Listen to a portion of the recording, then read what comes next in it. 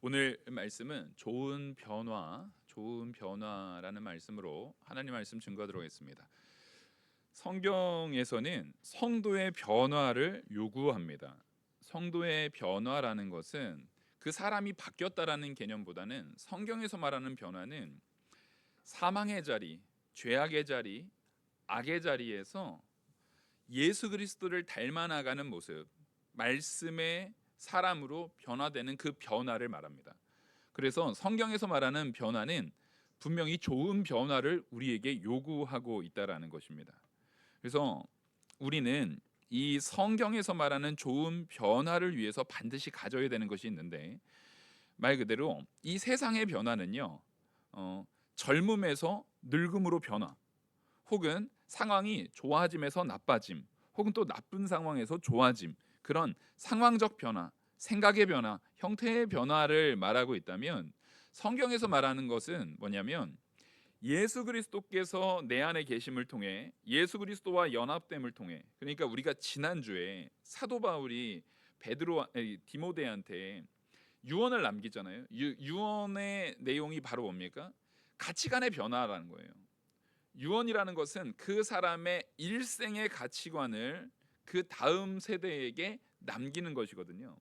그래서 사도 바울이 디모데에게 남겼던 그 가치관도 다름이 아닌 예수 그리스도의 뜻대로 살아라, 예수 그리스도의 말씀대로 살아라라는 가치관의 변화를 촉구한 겁니다.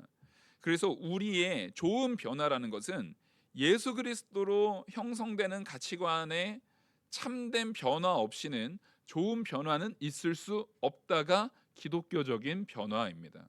그래서 우리는요, 이 기준을 봐야 돼요. 제가 설교를 하다 보면 제일 어려운 부분이 이거예요. 세상에서 사용되고 있는 단어의 의미와 성경에서 표현하고 있는 단어의 의미를 구분해서 표현해드리지 않게 되다 보면은 우리가 그 변화를 이 세상에서 내가 흔히 쓰는 관용적으로 사용하는 그 내용과 슥 섞어가지고 이두저두 아닌 내용으로 이해해버리고 그렇게 살아버려요. 그래서 우리가 단어의 의미를 규정한다라는 것은 굉장히 중요합니다. 예를 들어서 우리가 사랑한다라고 말을 할 때, 제가 사랑에 대한 부분을 세상적 의미에서의 사랑과 신앙적 성경적 의미에서의 사랑으로 굉장히 많이 구분해 드렸잖아요. 근데 내가 사랑한다라고 했을 때 그냥 내가 좋은 사랑, 내가 기쁜 사랑, 내 이 욕구를 충족하기 위한 사랑으로서의 사랑을 이야기하게 되면은요, 그건 성경에서 말하는 사랑과는 완전 다른 사랑이에요. 전혀 다른 이야기를 하고 있는 거예요. 그러면 그 전혀 다른 사랑을 이해하고 있으면서 그 잘못된 사랑을 내가 머릿속에 새기고 있으면서 그에 합당한 행위가 나오려면은 나올 수가 없죠. 예. 잘못된 개념 정리를 가지고 정답이 나올 수 없는 것 같아요. 그래서 아이들 공부시킬 때도 개념 정리가 중요하잖아요. 잘못된 개념 가지고는 절대 정답으로서의 유추가 가능하지가 않아요. 그래서 우리는 항상 이 개념에 대한 이해, 변화라는 것은 예수 그리스도를 담는 가치관 안에서만 좋은 변화, 성경이 말하고자 하는, 성경이 우리에게 요구하는 변화가 일어날 수 있음을 마음에 새기면서 오늘 본문을 봐야 합니다. 오늘 본문의 내용은 이 마태복음 12장 38절의 내용으로, 우리 이 말씀 잘 알잖아요. 그 더러운 귀신이 사람에게서 나갔다가 물 없는 곳을 다니다가 쉬기를 구하는데 쉴 곳이 없는 거예요. 그래서 다시 돌아와 봤더니 집이 잘 고쳐졌어요. 잘 고쳐져 가지고 7 귀신을 데려와서 더 악하게 되었다라는 이야기를 우리 많이 들어서 압니다. 그리고 그 이야기를 할 때 지금 이 앞서 바로 38절에서 이 45절까지의 내용 가운데 요 이야기를 하기 전에 바리새인과 서기관들에 대한 이야기를 얘기했다는 얘기는 사실 이 말을 누구에게 하고 있다라는 걸 지금 보여주는 겁니까? 지금 서기관 바리새인들한테 이 말을 하고 있는 거예요. 그래서 우리는 성경을 볼 때 파편적으로 보면 안 됩니다. 너무나 이것을 막 요것 따로 이렇게 파편적으로 보다 보면은요, 정확한 의미를 유추하기보다는 그냥 내 생각에 따라서 그 말을 그냥 사용해 버리게 돼요. 그래서 귀신 조심해야 된다. 요즘 파묘 영화 보니까 막 무섭던데 귀신 조심해. 이런 얘기 아닌 거예요. 그 파묘 같은 거 보지 마시고 성경 보세요. 예. 그 보면 그 무섭던데 선전만 봐도 무섭던데 그거 뭐 그렇게 그런 걸 보고 싶어 하세요. 그런 거보다 여기 지금 귀신 얘기하는 게 아니에요, 지금. 사실 엄밀히 따지면 귀신 얘기보다 그런 걸 말하기보다는 지금 이 바리새인들의 완악한 상태를 고발하고 있는 거거든요. 그래서 사실 오늘 본문에 있어서 제일 중요한 키워드는 변화입니다. 변화가 제대로 됐는가, 변화된 삶을 사는가에 대한 부분을 이야기하는 거예요. 그래서 오늘 본문이 38절을 보시면 그때에 서기관과 바리새인 중 몇 사람이 말하되 선생님이여 우리에게 표적 보여주시기를 원하나이다. 지금 이 사람들이 바리새인 서기관이 예수님한테 정중하게 말해요. 선생님 우리에게 표적 보여주시기를 원하나이다. 자, 요 딱 38절만 딱 빼서 보면은요, 여기 바리새인들 서기관들이 나쁜 사람인 것 같아요. 그냥 배우러 온 사람인 것 같아요. 뭔가를 이제 표적을 통해서 예수님이 진짜 하나님이신지 예수님이 진짜 선생인지 그 표적을 구하는 배움을 청하러 온 사람인 것 같아 보이잖아요. 근데 사실은 아니에요. 지금 이 바리새인들과 서기관들은요, 자신들의 악한 가치관이라는 악한 가치관, 우리가 분명히 좋은 변화를 위해서는 무슨 가치관이 있어야 돼요? 예수 그리스도로 온전해진, 예수 그리스도를 믿는 믿음 안에서의 가치관이 있어야 되는데, 지금 이 바리새인들 서기관들은요, 자기들이 정답을 세워놨어요. 자신들의 가치관에다가 정답을 정해놓고 그에 맞지 않는 것들을 다 뭐 하기 위해서요? 정죄하고 판단하고자 하는 마음가짐을 가지고 이 질문을 하고 있는 거예요. 아니 목사님, 그 무슨 맥락으로 그 바리새인들을 그렇게 욕하세요? 그 왜 그러냐면 12장의 전체의 맥락이, 12장이 되게 긴 장이에요. 12장의 전체의 맥락이 뭐냐면 예수님의 사역을 바로 오늘 본문 38절부터 이어지는 본문 앞에 세 가지 사건이 일어나요. 그러니까 사실은 이 세 가지 사건 하나하나가 다 설교의 주제들입니다. 그래서 그 하나하나를 우리가 아주 미시적으로 분석적으로 바라보는 것도 필요하지만, 오늘 본문 38절에서부터 45절을 이해하기 위해서, 이 본문을 이해하기 위해서 앞에 나타났던 세 가지 사건들을 그냥 슥 바라보는 것도 중요해요. 그러니까 지금 숲을 보는 거예요. 왜냐하면 12장의 결론이 바로 오늘 이 본문이거든요. 그러니까 오늘 본문에 악한 세대가 표적을 구하고 거기에서 너희들한테 보일 표적은 요나의 표적밖에 없다라고 말하고, 그리고 그 귀신이 나갔다가 7귀신 들어오는 요 내용이 사실은 앞에 얘기했던 세 가지 사건에 대한 결론으로서 보여주는 내용이에요. 그래서 오늘은 사실 12장이라는 본문 자체가 설교로 따지면 설교 5편짜리예요. 설교 5편짜리인데 그 중에 네 번째 내용인 요 38절에서 45절을 이해하기 위해서는 이거를 전체적인 조망이 필요해요. 그래서 이 숲을 바라보는 시각에서 오늘 볼 건데, 바로 뭐냐면 첫 번째 사건이 12장 1절에서 8절의 내용이요, 안식일에 이 제자들이 밀이삭 까먹는 사건이에요. 너무 배고파가지고 밀이삭을 까먹는 일이 있었어요. 그랬더니 그걸 보자마자 이제 바리새인들이 득달같이 달려듭니다. 예수님한테 해가지고 당신 제자들이 안식일인데 저거 일했다, 안식일인데 저 밀이삭 까먹고 저러고 있지 않느냐, 저 도대체 제자들을 어떻게 가리키고 어떻게 관리하는 거냐라고 득달같이 달려들어가지고 지금 예수님을 비판하고 예수님을 정죄하고 있어요. 자, 제자들이 까먹은 걸 가지고 예수님을 정죄하는 이유는 지금 바리새인들과 서기관이라고 우리 본문에서는 얘기를 했지만 둘 다 똑같은 부류인데, 사실 누가 더 영향력이 있었냐면요, 바리새인들이 훨씬 더 큰 영향력을 가지고 있었습니다. 바리새인들이 훨씬 존경받는 자들이었고 더 영향력을 가지고 그 이스라엘 백성들한테 영향력을 행사하는 그런 종교 지도자들이었어요. 그래서 이 바리새인들이 예수님한테 그렇게 말을 할 때 예수님이 뭐라고 대답하냐면 그 12장 3절에 보시면 예수께서 이르시되 다윗이 자기와 함께한 자들이 시장할 때 한 일을 읽지 못하였느냐? 그가 하나님의 전에 들어가서 제사장 외에는 자기가 그와 함께한 자들이 먹어서는 안 되는 진설병을 먹지 아니하였느냐? 지금 이 본문만 하더라도 설교 한 편이기 때문에 다 보지 않을 거예요. 이 전체적인 숲의 맥락으로서 지금 뭘 보려고 하는 거냐면 예수님은 안식일 안 지켜도 된다라고 말하는 겁니까? 그거 아닙니다.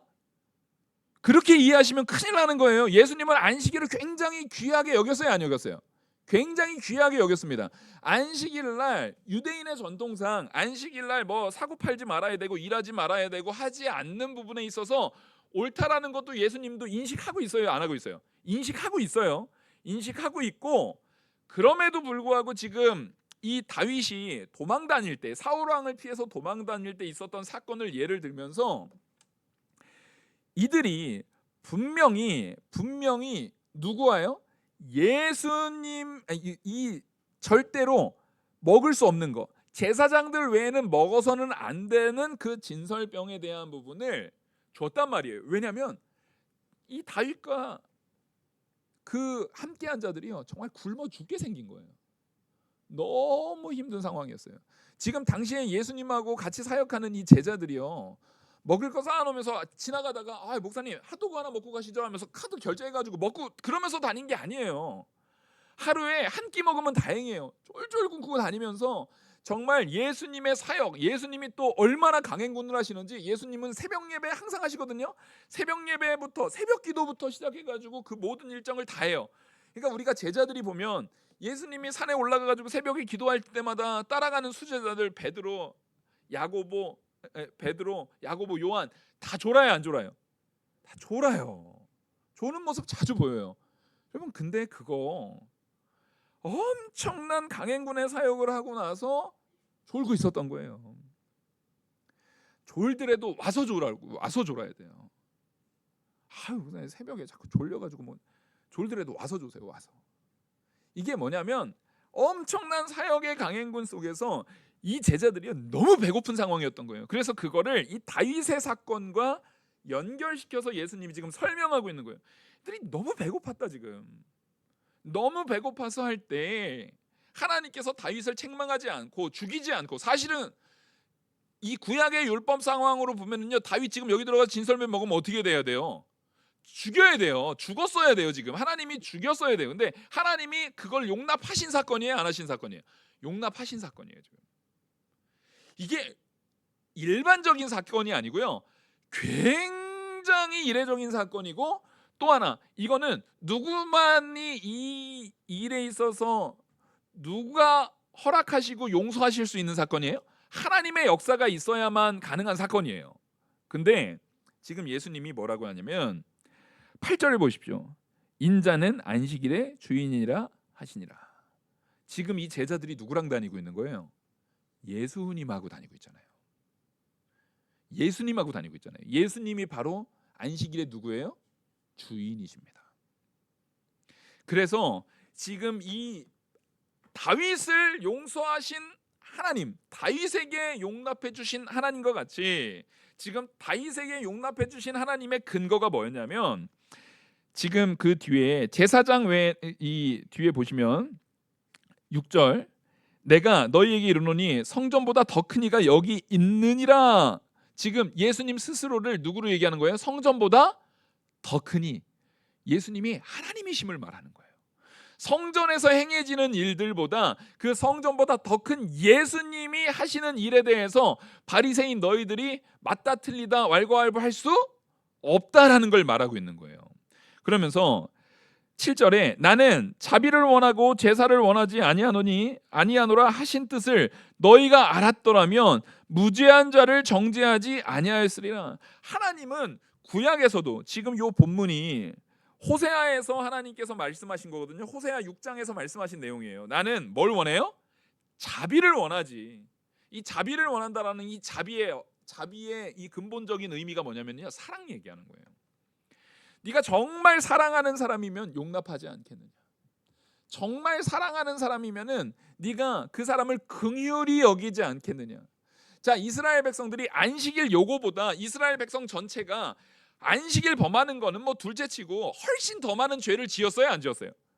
훨씬 더 많은 죄를 지었어요. 그럼에도 불구하고 하나님이 이스라엘 백성을 버렸습니까? 택한 백성들을 내쳐버렸습니까? 아니에요. 긍휼히 여기시고 사랑을 베푸셔서 결국 그들을 회복시키는 역사를 계속 보여주고 있단 말이에요. 그 근본의 끝을 가지고, 그 근본의 가장 결정적인 내용이 바로 뭐예요? 예수님이 오신 거잖아요. 그들을 결국 용서하시고 살리시려고 예수님이 오셔가지고 예수님이 십자가에 자신을 죽이시기까지 하시면서 또 부활하심을 통해서 생명을 살리시는 일까지 하나님이 보이시잖아요. 근데 너희는 지금 엉뚱한 거 가지고 너희들이 생각하는 안식일 하나에 딱 꽂혀서 너 TV 봤어 안 봤어? 너 사고 팔았어 안 팔았어? 너 뭐 했어 안 했어? 너 그 유대인의 기준으로 따지면은 너 몇 킬로 걸었어 오늘? 오늘 너 2km 이상 걸으면 안 돼. 너 몇 킬로 걸었어? 너 오늘 불 피웠어 안 피웠어? 그래서 지금도 유대인들이 그 말 그대로 지금 아주 유대교적 전통을 명확하게 지키겠다라고 하는 그 극단적인 유대주의자들은 지금도 그 아파트 살 때 자기들 주변에요 꼭 이방인들이 있는 아파트를 삽니다. 이 사람들이 극단적인 유대주의자들만 똘똘 뭉쳐 살아야 될 것 같잖아요. 그러면 안 돼요. 그럼 자기들이 힘들어가지고요 이방인들을 아직도 사람 취급 안 하고 개돼지 취급하면서 이방인들이 주변에 꼭 있게 만들어요. 왜 그런 줄 아세요? 주일날 불을 펴야 돼요. 근데 유대 전통에 지금도 마찬가지예요. 유대 전통에 불 피면은 죄예요 아니에요? 그 일이라고 하는 거예요. 불을 피우는 걸 일이라고 하는 거예요. 요즘은 근데 다 가스잖아요. 그러면 이거 탁 키면 되는데 이것도 불을 피는 행위이기 때문에 일이라고 말하는 거예요. 이게 얼마나 미련한 행동입니까? 그러니까 어떻게 하냐면 옆집에 꼭 유대인이 아닌 이방인들이 꼭 있어야 돼요. 가서 두들깁니다. 말도 섞지도 않아요. 이렇게 오라고 해요. 오라고. 그럼 그 사람들이 이제는 옛날에는 많이 당황했대요 사람들이. 근데 요즘은 대충 다 알아요 몰라요 그 사람들도. 안 믿는 이방인들도 아유 저거 또 불 켜달라는 거구나. 그래가지고 그 사람들은 말도 섞지 않아요. 지금 뭐 하는 거예요? 가스 이거 불 켜달라고. 이게 얼마나 미련한 짓입니까 이게. 지금도 그러고 앉았어요. 왜냐하면 지금 유대주의자들한테는 아직도 메시아가 왔어요 안 왔어요? 예수님이 아직도 이 땅에 오시지 않았어요. 그들에게는 예수님이 분명히 이 말씀을 줬음에도 불구하고 그들은 신약 자체를 인정해요 안 해요? 신약을 인정 안 해요. 또 이 신약의 예수 그리스도의 오심에 대해서 이사야서에서 열심히 하나님께서 예언해 놨잖아요. 그래서 이사야서를 보지 않아요. 특별히 이사야서에서 나타나는 메시아의 이 내용이라든가 이사야와 연결되어 가지고 에스겔 끝부분 뭐 스가랴에서 나타나는 메시아의 요소들 이런 거는 보지도 않아요. 그걸 인정 안 해요. 이들의 그런 완악함을 지금 예수님께서 지적하는 거예요. 이 모든 것들을 누가 완전하게 완성시키신 거예요? 예수님이 완성시켰는데 너희는 지금 너희들이 정해놓은 규정에 따라서 아직도 뭐만 하고 있다? 사랑할 생각은 안 하고 정죄만 하고 있다.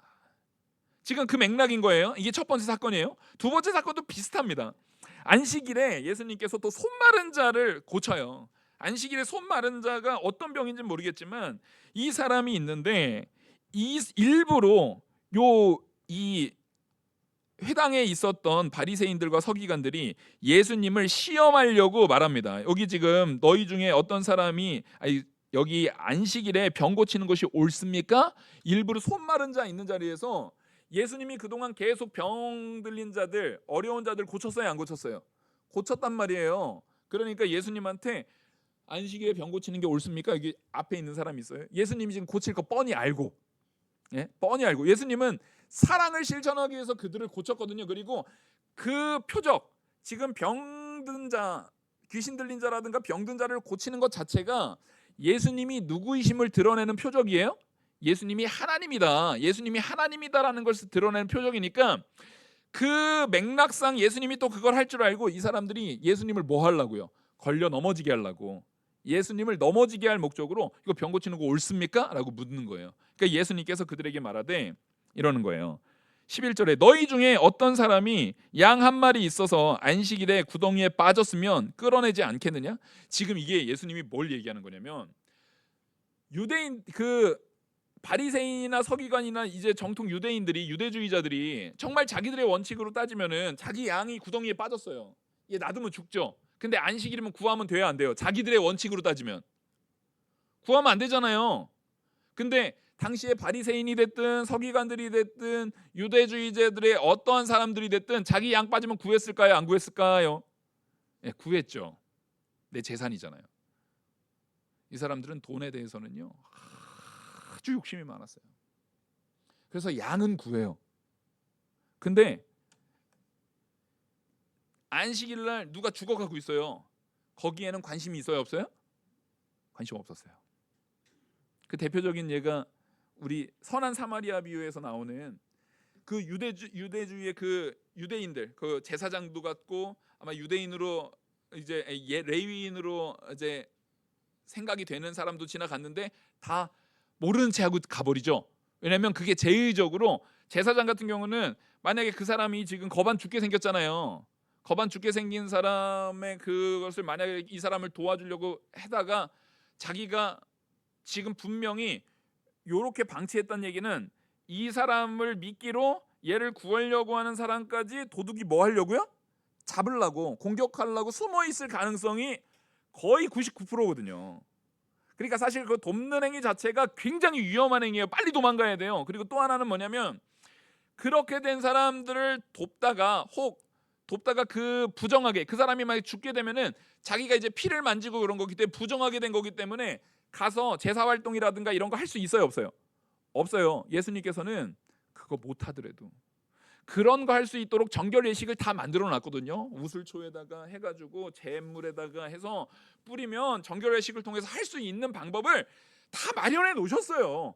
근데도 사실은 자기가 정말 이거 하지 못할 것보다 뭐가 문제인 거예요? 그거에서 곤란해지는 거. 곤란해지는 거. 사랑이 없는 거예요. 지금 그걸 지적하는 거예요. 그렇게 지적하면서 예수님이 너희들은 정작 니네 재산인 양, 소, 염소 이런 거 구할 때는 니네 구덩이에서 건져내잖아. 너희들 그런 사람이잖아.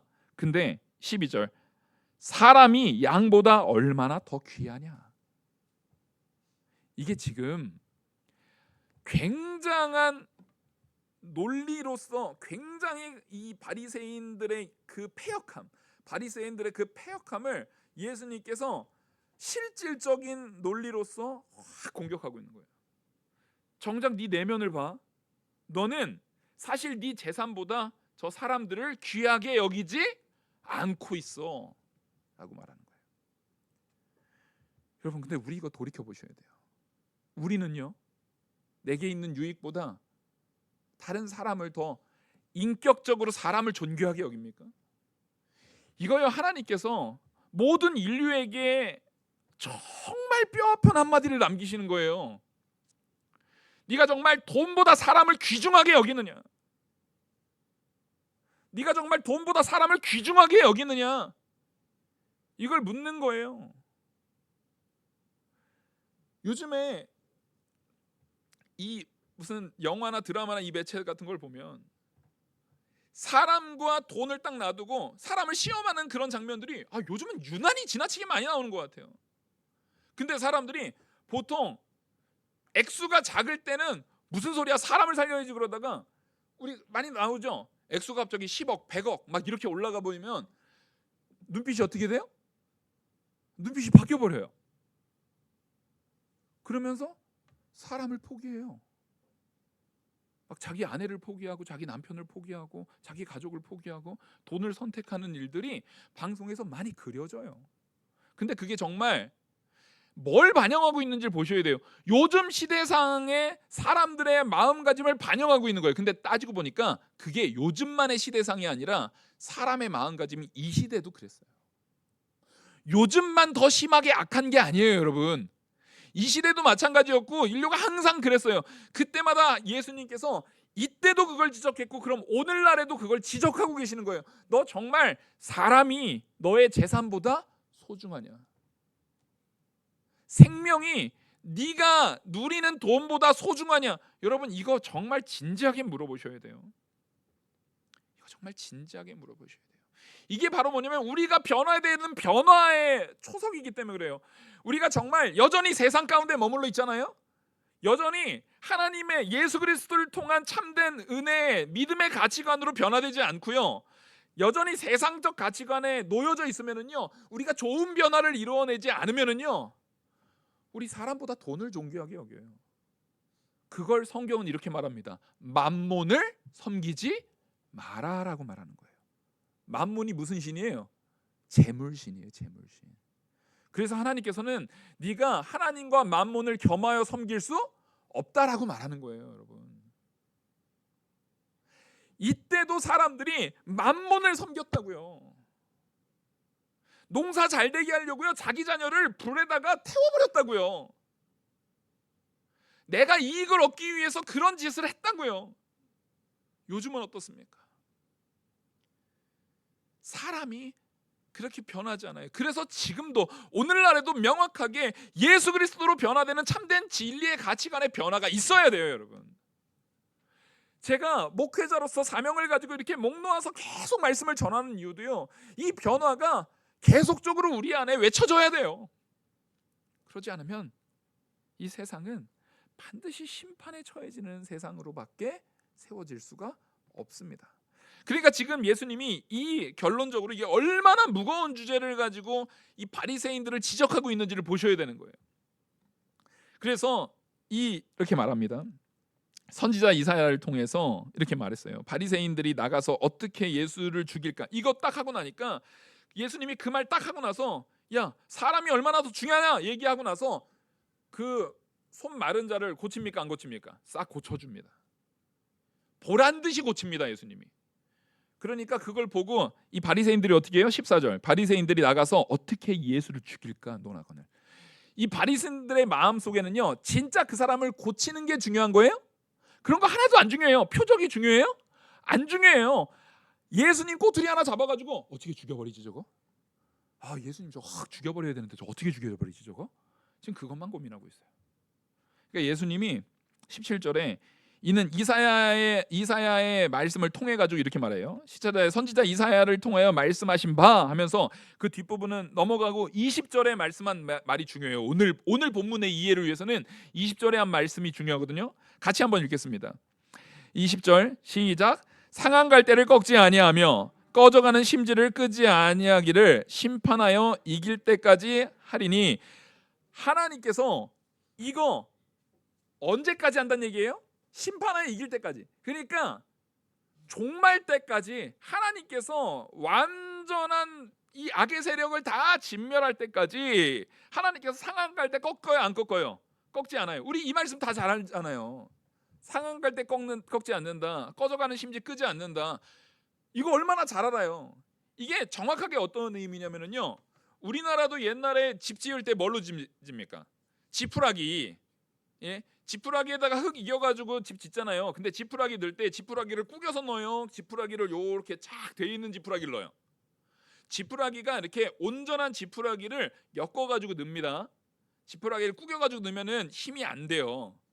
온전한 지푸라기가 살 역할을 하는 거예요. 그게 마찬가지로 여기 갈대가 무슨 역할을 집 짓는 흙벽돌 만들 때 거기다 넣는 갈대예요. 그러니까 이 갈대가 꺾인 갈대는 그 말 그대로 그 기능을 발휘합니까 못합니까? 기능 발휘 못해요. 그럼 그 갈대는 버린단 말이에요. 그냥 쓸모없는 갈대예요. 기능하지 못하는 갈대예요. 이거를 당시에 이스라엘의 그 바리새인들 서기관들 당시에 유대인들의 기본적인 사고방식은 뭐냐면요 장애인이 있잖아요. 그 사람은 죄인인 거예요. 장애인은 버려요. 장애인은 쟤는 죄가 있어서 저런 거기 때문에 사람 취급 안 하고요 버려버립니다. 그리고 이방인들은 영적으로 그 사람들은 기본적으로 이방인들은 사람이 아니기 때문에 그 사람들은 바리새인들은 세리와 창기도 미워했잖아요. 세리나 창기는 기본적으로 국가적인 반역자들이고 근본적으로 더러운 자들이기 때문에 이 사람들은 그 사람 취급 안 해요. 이 사람들을 뭘로 여긴 거예요? 꺾인 갈대로 여긴 거예요. 꺼져가는 심지로 여긴 거예요. 근데 이거보다 더 심한 사람은 이방인들이에요. 이방인들은 아예 사람 취급 안 했다니까요. 실제로 당시의 유대인의 문헌들은요, 개와 돼지와 소와 이 짐승들이잖아요. 근데 여기서 소 같은 경우는 존귀한, 말 그대로 그들한테는 중요한 짐승이기 때문에 소는 비유도 안 했어요. 근데 그 사람들이 말 그대로 정말 길에 치이고 우습게 여기고 더럽게 여겼던 짐승이 개하고 돼지거든요. 개하고 돼지예요. 근데 그 개하고 돼지보다 못한 것이 이방인이다라고 표현했어요. 이거는 너무 흔한 표현이어가지고 이게 어떻게 그렇게 생각하는 사람도 있어가 아니라 그냥 다 그렇게 생각했어요. 다. 이게 얼마나 심각합니까? 근데 하나님께서는 너희들이 그렇게 생각하는 꺾인 쓸모없는 갈대라고 생각하고 꺼져가는 심지라고 쓸모없는 인간이라고 생각하는 그 사람들도 누구도 끄지 않는다? 하나님도 끄지 않는다. 꺾지 않는다. 그러면 그 꺼져가는 심지는 무슨 얘기냐면, 당시에는 집에 불을 하잖아요. 과학 시간, 우리 과학 시간에 다 배웁니다. 이 정도는 아셔야 돼요. 완전 연소하면은 연기가 잘 나요, 안 나요? 완전 연소 모릅니까? 불이 잘 붙었어요. 불이 잘 붙어가지고 연소가 잘 되고 있으면 끓음이 생겨요, 안 생겨요? 안 생겨요. 근데 끓음은 언제 생겨요? 불완전 연소. 공부 다 열심히 하셨죠? 불완전, 이게 끓음이 언제 생기냐면, 당시에는 동물성 기름을 사용했기 때문에 동물성 기름이 맨 끝으로, 처음에는 이제 기름을 딱 이제 기름 바구니에 넣어놓으면 이 침전물이 밑에 잠기잖아요. 그럼 위에 깨끗한 기름이 있을 때는요, 불이 잘 자라요. 잘 돼요. 잘 돼가지고 이게 밝은 빛이 나고 연기도 안 나고 환하게 이제 역할을 하다가, 이게 점점 기름이 점점 줄고 해가지고 맨 마지막에 이제 찌꺼기들이 많고 심지도 거의 타버리는 시점 딱 되면은 그때부터 불완전 연소가 일어나니까 뭐가 생깁니까? 끓음이 막 엄청 생겨요. 그러면 호롱불의 역할은 뭔데요? 빛을 비추는 건데, 빛은 비추기는커녕 끓음이 너무 많이 생기니까 여기가 그냥 연기로 가득해져가지고 나도 괴롭게 하고, 그러니까 말 그대로 세상에 쓸모없는 거예요. 그게 그런 사람들을 얘기하는 거예요. 꺼져가는 그 심지는 우리 사회에 보면은 그게 성격성으로 그렇든, 그런 뭐 장애가 있어서 그렇든, 지적으로 부족해서 그렇든, 병이 걸려서 그렇든, 다쳐가지고 그렇든 세상에 별로 도움 안 되는 사람들 있잖아요. 도움 안 된다는 게 나한테 도움 안 되는 거예요. 하나님께는 도움 안 되는 사람이 있어요, 없어요? 하나님께는 다 사랑하는 사람들일 뿐이에요. 그 사람이 심령이 좀 부족하거나 건강이 좀 부족하거나 병에 걸렸거나 아니면 장애가 있거나 아니면 이 지적인 능력이 좀 부족하거나 아무런 상관없어요. 하나님께는 다 사랑할 존재인데 사람은 자꾸만 스스로의 이익을 위해서 사람을 분별해 버린단 말이에요. 이게 얼마나 악한 짓인지를 하나님이 지적하는 거예요. 여러분, 우리 살아가면서 우리 마음속에요, 멀쩡한 사람인데도 불구하고 내가 싫어하는 사람을 우린 딱 누구처럼 생각합니까? 저 상한 갈 때 저거, 진짜 저 세상 쓸모없는 인간 저 꺼져가는 등불 저거, 저 사람만 오면 그냥 탁해져. 저 사람만 오면 분위기 망쳐. 저런 인간들은 좀 안 왔으면 좋겠는데. 이런 거. 교회가 됐든 가정이 됐든 사회가 됐든 여러분들 그런 마음 가지면은요, 예수님한테 지금 바리새인들이 책망받듯이 예수님한테 책망받는 거예요. 우리 사랑과 용납의 마음이 있으셔야 돼요, 기본적으로. 그리고 세 번째 비유가 뭐냐면, 예수님이 이 세 번째 사건이 뭐냐면, 비유 아닙니다, 사건입니다. 세 번째 사건이 뭐냐면, 예수님이 귀신이 들려가지고 눈이 먼 사람이 있었어요. 그러니까 뭐 귀신병 없는다 그래요. 귀신병. 실제로 저희 할머니가 믿기 전에요, 옛날 시골에도 사람이 뭐 이렇게 뭐 몸을 어떻게 하지 못하고 시름시름 앓다 죽는 사람들이 있었어요. 저희 할머니가 그런 병이 있으셨어요. 그 귀신병이라고 그랬대요. 그거를 그 귀신병이라고 했대요. 딱히 이유도 없어요. 이유도 없는데 시름시름 앓다가 막 그래 하는데, 진짜로 저희 할머니도 그 교회에서 신앙생활하다가 그게 고쳐졌거든요. 이게 실제로 요즘에는 그게 많지는 않지만, 뭐든지 이 처음 선교가 딱 들어오고 그 나라에 선교가 처음 들어오고 처음 복음이 선포되는 그 시점, 그 시점에, 그러니까 이 말씀에 대한 부분이 다 체계화되기 전의 시점에 실제 그런 역사들이 많이 일어났습니까? 안 일어났습니까? 그 많이 일어났어요. 그거는 지금도 마찬가지예요. 오늘날에도요. 선교가 처음 들어가는 아프리카라든가 선교가 처음 들어가는 지역에는 실제 병 고치는 신유의 역사라든가 이런 게 많이 일어나요, 안 일어나요? 많이 일어나요. 하나님의 역사예요. 근데 그거를 뭐 하면 안 돼요? 목회자가 이거 내 능력이야, 내 자랑 이러면 안 되는 건데, 실제 하나님께서 그런 역사를 이루긴 해요. 실제 역사를 이루긴 한단 말이에요. 근데 예수님께서 지금 여기에서도 귀신 들린, 예수님은 그 능력의 근본이시니까 당연히 귀신 들려가지고 눈 멀어서 그리고 말도 못하는 그런 사람들을 예수님께서 고쳐주니까 이 바리새인들이 얼마나 악한지 예수님을요, 야 저거 예수님이 귀신 들리네 고치는 거 보니까 바리새인들 24절 바리새인들이 듣고 이르되 야 이가 귀신의 왕 바알세불의 힘을 입지 않고 귀신 쫓아내지 못하겠다 하거늘. 이게 뭐냐면 자 예수님 저거 귀신 왕이야 저거. 저 귀신 왕하고 짝짝하는 거야. 이제 비판하다마다 별짓을 다 해요. 지금 할 말 있고 안 할 말이 있지. 지금 바리새인들이요 선을 넘었어요. 예수님이 얼마나 진노해서 얘기를 하냐면은 실제로 이 당시에 귀신을 내어 쫓는 역사는요 구약 시대부터 이때까지 선지자들이 있었어요. 선지자들도 있었고 거기에 하나님의 복음을 증거하는 율법 교사들도 있었고 그 사람들도 귀신 내어 쫓는 역할을 했습니까? 안 했습니까? 했습니다. 그런 역사가 있었어요. 그런 역사들을 볼 때 이 사람들이 야 저거 귀신의 종이야, 저 귀신의 왕과 같이 짝하는 거야 라고 말했어요. 하나님의 역사라고 칭송했어요. 지금까지는 다 하나님의 역사라고 칭송했어요. 이 사람들이 지금까지는 다 하나님의 역사라고 칭송해 놓고서 자기들도 실제 바리새인 중에서도 귀신을 내어 쫓는 역사를 이루었던 일들이 많이 있었습니다. 그때마다 다 누구의 역사라고 칭송했어요? 하나님의 역사라고 칭송해 놓고서 자기들과 생각이 맞지 않고 자기들이 싫어하는 예수님이 하니까 야 저거 귀신 역사야 이렇게 말하는 거예요. 얼마나 악합니까 이 사람들이. 그러니까 예수님께서 너희들 이 34절 독사의 자식들아 너희는 악하니 어떻게 선한 말을 할 수 있느냐 이는 마음에 가득한 것이 입으로 말함이라. 너희는 속에 들어있는 것부터가 더럽고 악하구나. 그러니까 너희가 들어있는 것 자체가 악하니까 더러운 말이 나오는구나. 그러면서 35절에 한 사람은 그 쌓은 선에 선한 것을 내고 악한 사람은 그 쌓은 악에서 악한 것을 내느니라. 내가 너희에게 이르노니 사람이 무슨 무익한 말을 하든지 심판날에 이에 대하여 신문을 받으리라. 그러니까 이거 지금 무슨 얘기냐면 너희들의 말에 대해서 심판날에 하나님께서 반드시 심판하실 거다. 그러니까 말 함부로 하지 말라는 거예요. 여러분 성도를 향해서 그리고 우리가 가족을 향해서 우리가 서로 신앙의 공동체 안에서 그리고 내가 믿지 않는 사람을 향해서라도요 그 말 함부로 하는 거 아니에요. 그리고 명확하게 하나님의 역사가 보이는 사람들이 있잖아요.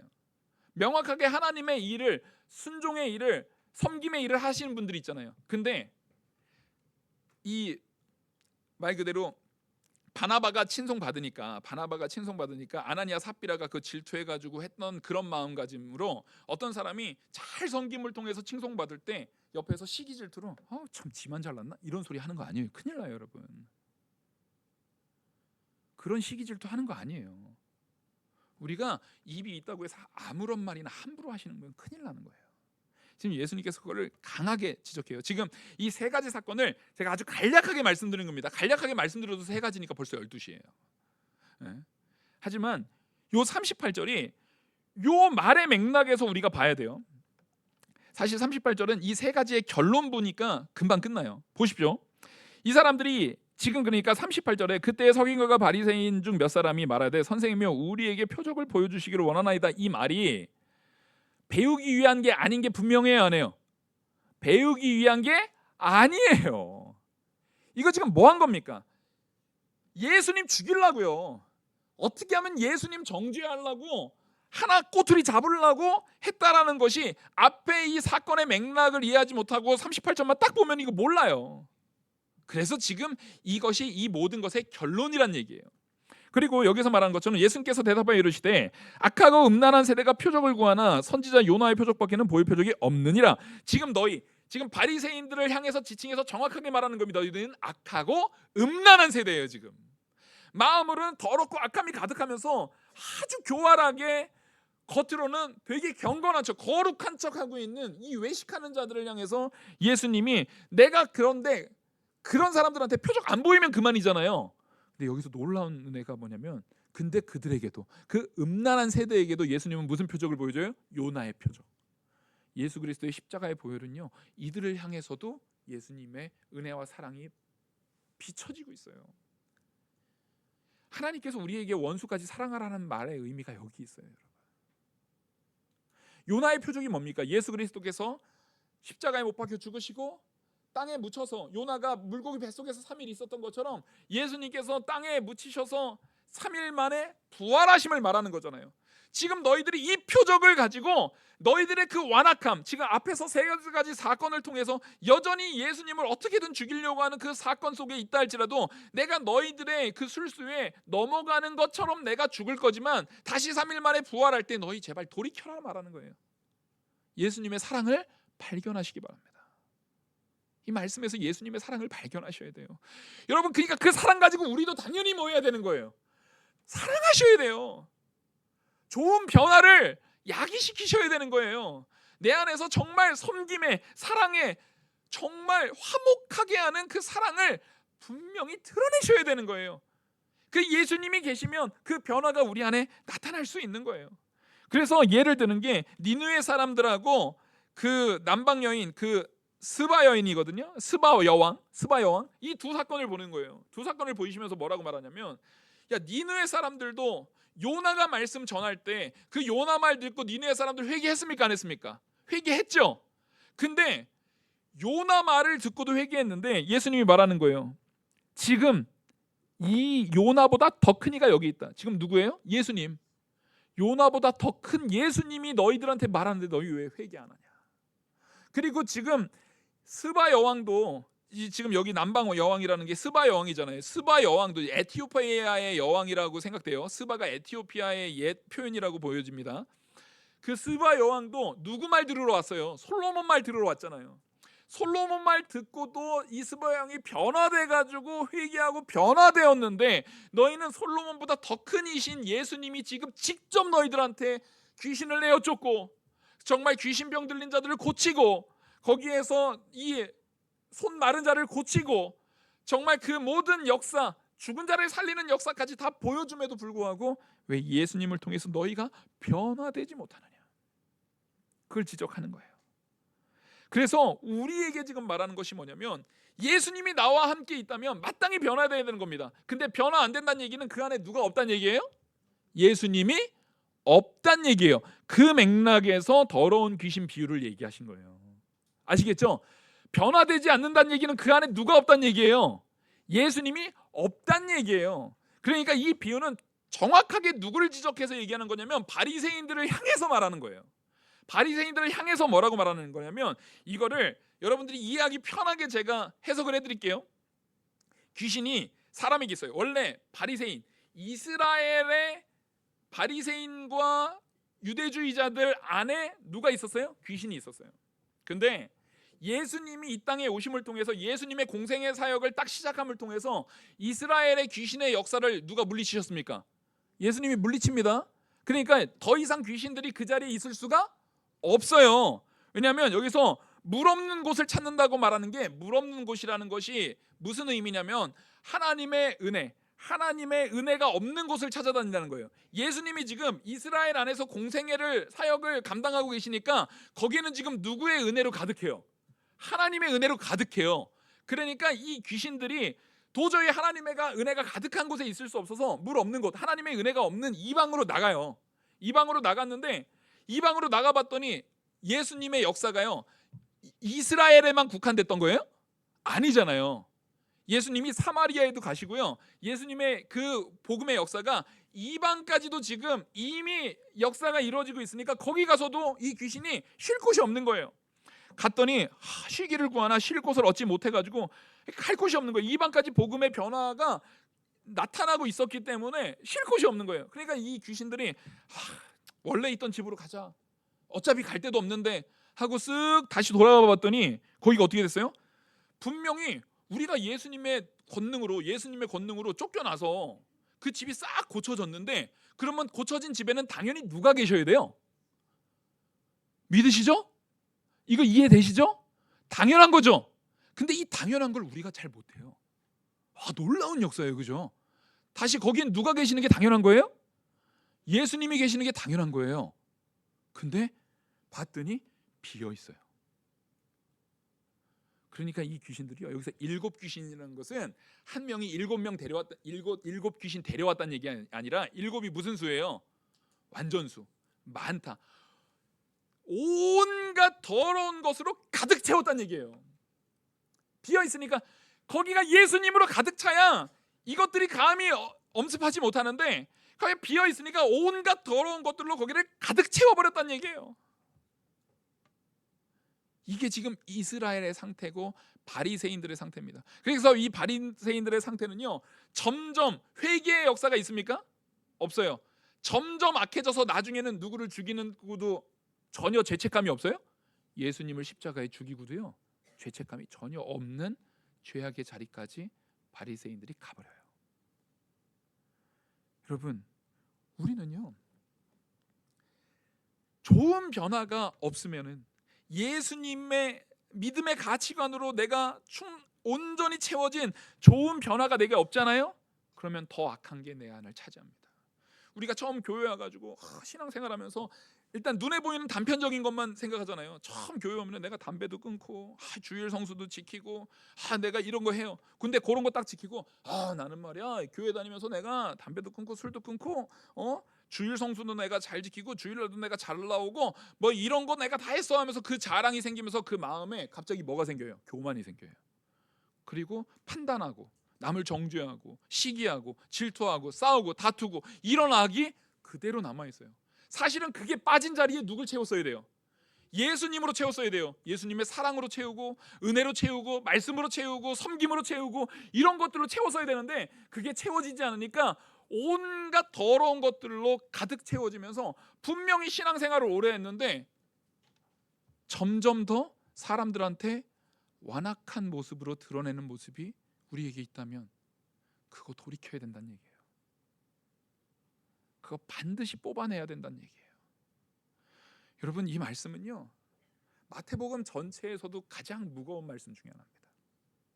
마태복음 전체에서도요, 가장 무겁고 힘든 메시지 중에 하나입니다.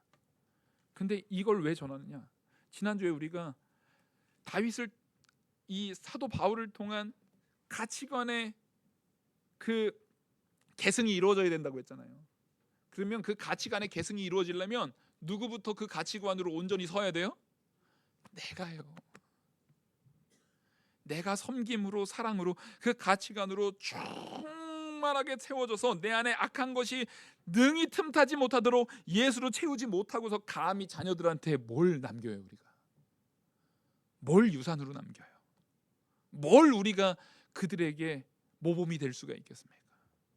여러분, 따라하겠습니다. 나부터 좋은 변화를 온전히 이루자. 예수님의 믿음 안에서. 우리는 언제나 예수님 믿음 안에서 살아야 돼요. 그 은혜 안에서 참된 변화 누리는 우리 성도 되기를 간절히 축원합니다. 기도하겠습니다. 은혜와 사랑이 무한하신 하나님 아버지, 이 진리가 우리를 살아 숨쉬게 역사하여 주시옵소서.